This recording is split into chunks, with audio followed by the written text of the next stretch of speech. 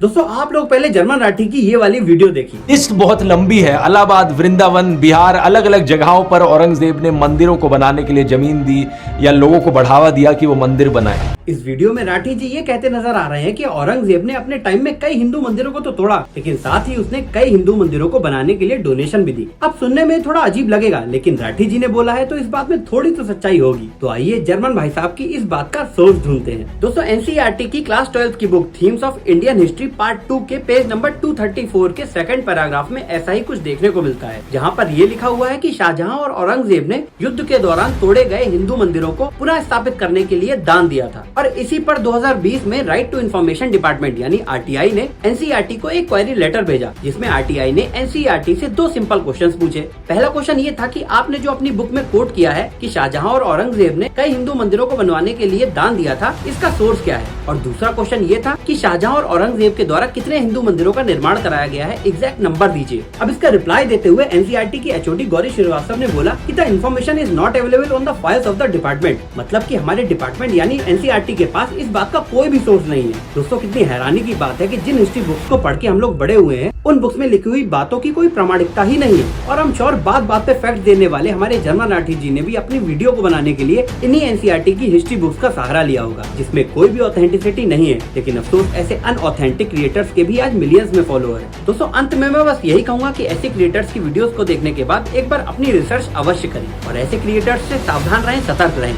जय सनातन धर्म।